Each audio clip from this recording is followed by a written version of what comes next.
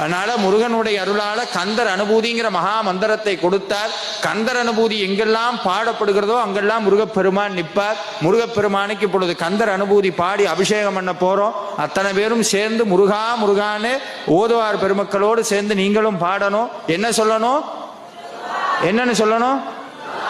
முருகா முருகா முருகா முருகா முருகான்னு சொல்லணும். முருகான்னு சொன்னா என்ன பண்ணுவார்? முருகன் காப்பாத்துவார். பல கோடி மந்திரங்களை சொன்ன பலன் முருகான்னு ஒரு தடவை சொன்னா கிடைக்கும். சாற்றும் ஒரு கோடி மந்திரமும் சடாட்சரத்துள் அடக்கும்.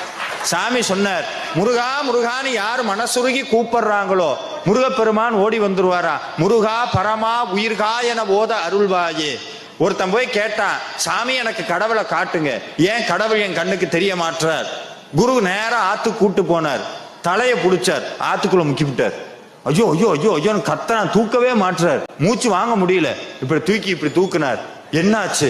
பாவி, கடவுளை பார்க்கணும்னு கேட்டதுக்கு என்னை கொல்ல பாக்குறிய அப்படின்னு. இப்ப நீ எதுக்காக ஏங்குன? காத்துக்காக ஏங்குன.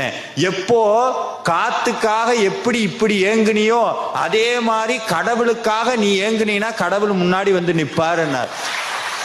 அந்த அளவுக்கு நம்ம ஏங்கணும்னாலும் பரவாயில்ல.